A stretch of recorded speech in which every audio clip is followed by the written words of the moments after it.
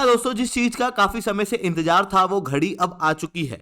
काफी समय से भारत सरकार द्वारा ये कोशिश की जा रही थी कि बांग्लादेश के मोंगला पोर्ट पर ऑपरेशनल राइट भारत सरकार को मिल जाए और अब रिसेंटली फाइनल एग्रीमेंट हो चुके हैं, नेगोशिएशन कंप्लीट हो चुके हैं और मोंगला पोर्ट का ऑपरेशनल राइट अब भारत को दे दिया गया है, जिसके बाद मोंगला पोर्ट का operation Indian port global limited द्वारा किया जाएगा। यह अपने आप में बहुत इंपॉर्टेंट है क्योंकि मोंगला पोर्ट के ऑपरेशन से हम चाइना को काउंटर करेंगे, साथ में भारत के लिए एक अल्टरनेटिव पोर्ट क्रिएट होगा, साथ में बांग्लादेश को भी एक्स्ट्रा इन्वेस्टमेंट जो है वो मिल पाएगा, साथ में हम चाइना के स्ट्रिंग ऑफ पल्स प्रोग्राम को पूरी तरीके से नष्ट कर देंगे केवल इस पोर्ट के माध्यम से। ये सारी चीजें किस तरीके से होगी इसे मैं शुभेंद्र चौहान डिटेल में आप लोगों के साथ में चर्चा करूंगा, बट उसके पहले आप लोग मेरे साथ में एसआरसी 10 टेलीग्राम ग्रुप के ऊपर जुड़ सकते हो। मेरे क्लास की अपडेट, पीपीटी, पीडीएफ सब कुछ आपको हमें मिल जाएगी।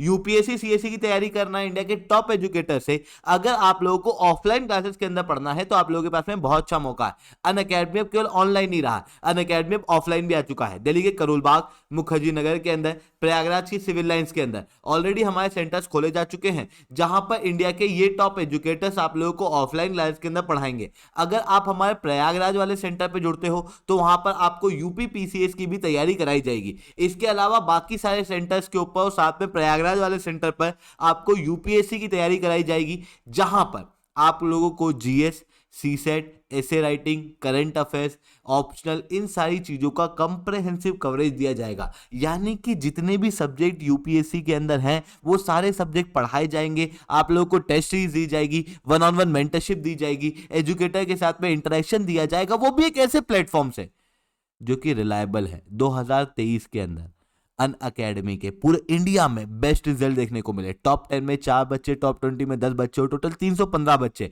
अनअकैडमी से क्वालिफाई हुए। और आप देखना, जो लोग यही चेहरे अपने यहाँ पर दिखाते हैं उनके यहाँ पर नीचे पढ़ना कि वो इंटरव्यू गाइडेंस प्रोग्राम या टेस्ट सीरीज के बच्चे तो नहीं है। अनअकैडमी से जो बच्चे निकले हैं वो केवल इंटरव्यू गाइडेंस प्रोग्राम या टेस्ट सीरीज के बच्चे नहीं है, बल्कि हमारे प्लेटफॉर्म के ऊपर पढ़े हुए बच्चे आप क्लियरली यहाँ पर देख सकते हो। अगर आपको भी अनअकैडमी के ऊपर जुड़ना है तो नीचे डिस्क्रिप्शन के अंदर मैंने लिंक दी हुई है, उस लिंक को क्लिक करना, हमारी टीम आपको रीच आउट करेगी, कंप्लीट गाइडेंस देगी। चलिए दोस्तों, अब समझने का प्रयास करते हैं यहाँ पे हुआ क्या है। बांग्लादेश का मोंगला पोर्ट का ऑपरेशनल एक्सेस अब भारत को मिल चुका है, जिससे भारत को क्या बेनिफिट होगा थोड़ा सा ये समझने का प्रयास करना। ये मोंगला पोर्ट यहां पर है जो कि बांग्लादेश का सेकंड लार्जेस्ट पोर्ट है।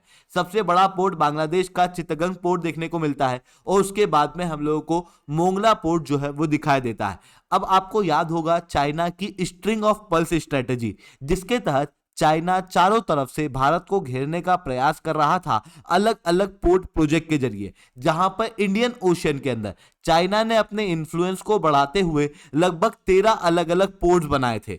इन पोर्ट्स के अंदर जो सबसे बड़ा खतरा भारत के लिए बने हुए थे वो था पाकिस्तान का ग्वादर पोर्ट, बांग्लादेश के अंदर चितगंग पोर्ट। हालांकि इस पोर्ट का एक्सेस चाइना को नहीं मिला है, पर चितगंग पोर्ट के ऊपर इंडस्ट्रियल कॉरिडोर चाइना द्वारा ही बनाया जा रहा है। वहीं तीसरी तरफ म्यांमार के अंदर कोप्यू करके एक पोर्ट है जिसका एक्सेस चाइना को दे दिया गया है, जो कि चाइना म्यांमार कॉरिडोर का एक बहुत इंपॉर्टेंट हिस्सा है। वहीं श्रीलंका के अंदर हम्बनटोटा और कोलंबो पोर्ट्स के ऊपर भी चाइना का एक्सेस है, जिसके कारण से भारत के ऊपर खतरा बना हुआ था, क्योंकि चाइना हमारे पड़ोसी देशों के ऊपर पोर्ट बना चुका था। ऐसी कंडीशन में कभी भी युद्ध होता इस रीजन में तो चाइना इन सारे पोर्ट के माध्यम से भी हो सकता था भारत के ऊपर अटैक कर दे।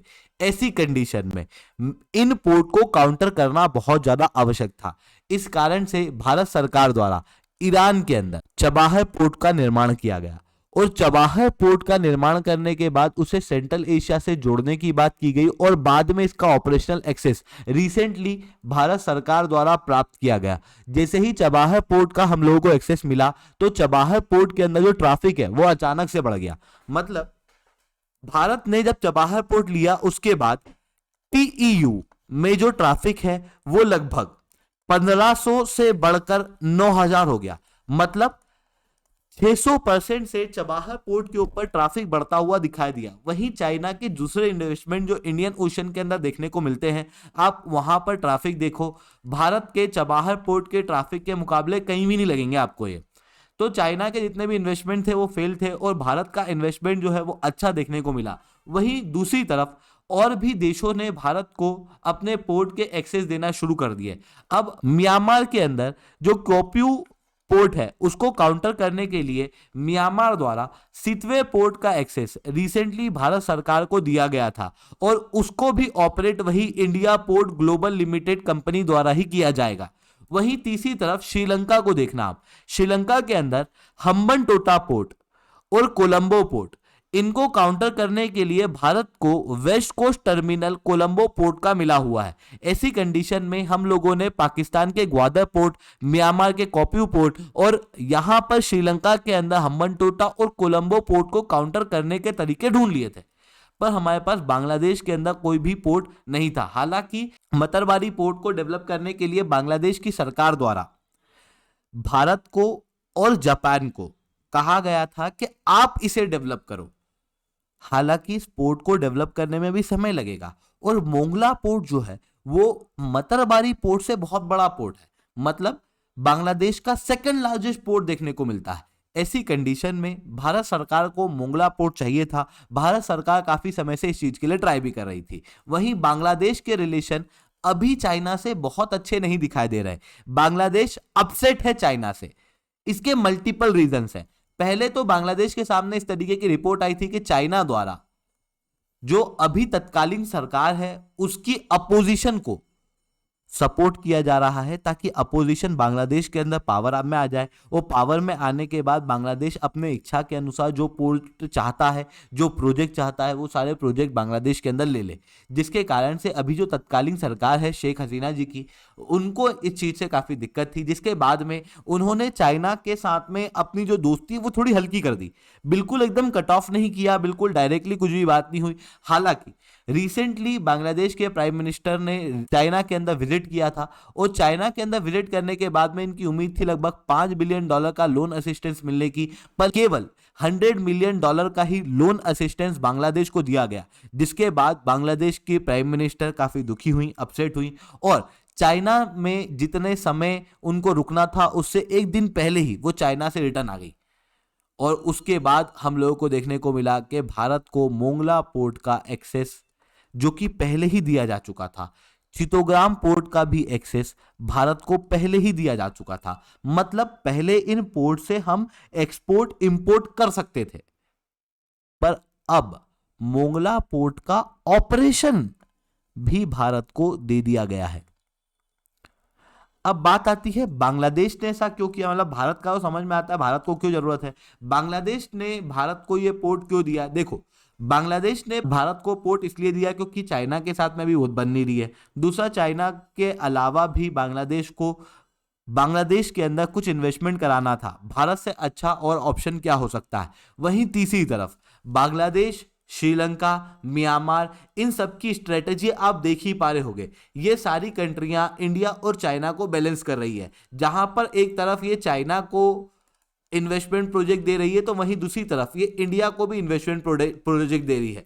जहां एक तरफ बांग्लादेश द्वारा चितोग्राम के अंदर ऑलरेडी इंडस्ट्रियल पार्क बनाने की अनुमति चाइना को दे दी गई थी, तो उसके बाद उस चीज को बैलेंस करने के लिए यहां पर भारत को भी ये मोंगला पोर्ट का ऑपरेशनल एक्सेस बांग्लादेश द्वारा प्रोवाइड किया गया है। वहीं तीसरी तरफ देखो, भारत का कंपटीशन जिस तरीके से अलग अलग कंट्रियों से होता है डेवलपमेंट के लिए, खास रूप से चाइना से, वैसे ही बांग्लादेश का कंपटीशन रहता है म्यांमार से। अभी रिसेंटली भारत म्यांमार के अंदर इन्वेस्ट कर रहा था, जिसके कारण से म्यांमार के अंदर सितवे पोर्ट का एक्सेस भारत को मिल चुका था, जिसके कारण से बांग्लादेश को हो रही थी जलन और बांग्लादेश को था कि भारत के इन्वेस्टमेंट को भी अट्रैक्ट करना। इस कारण से भी बांग्लादेश ने ये मोंगला पोर्ट भारत को दिया है। वही भारत की डेवलपमेंट और भारत का भी विकास दर दुनिया के अंदर फास्टेस्ट है, जहां पर भारत वर्ल्ड के अंदर फास्टेस्ट ग्रोइंग इकोनॉमी के रूप में देखा जा रहा है। चाइना +1 स्ट्रेटेजी देखने को मिल रही है।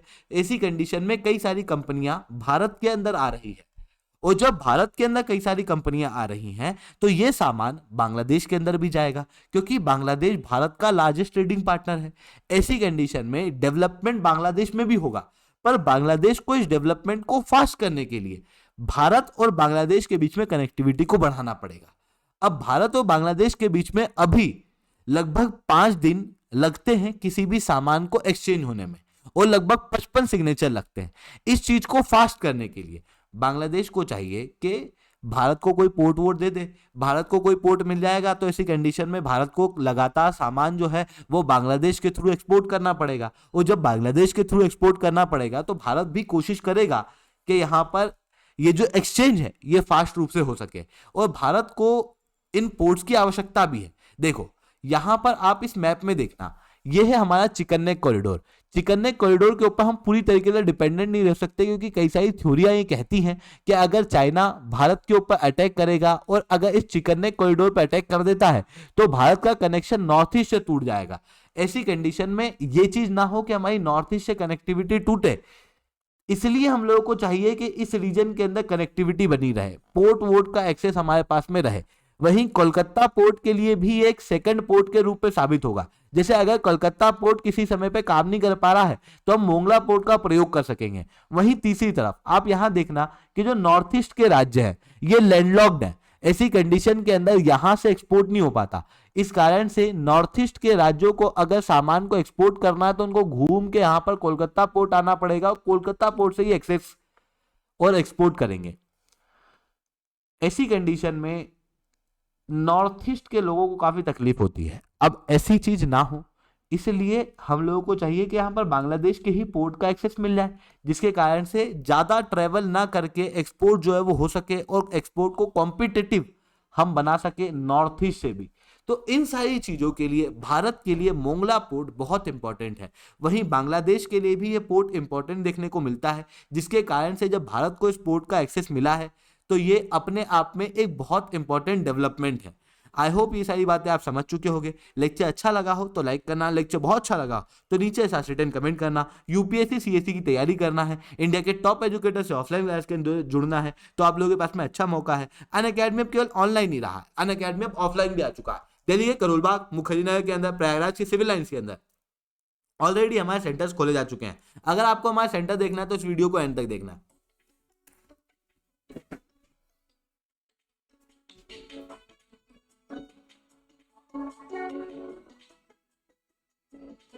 Thank you.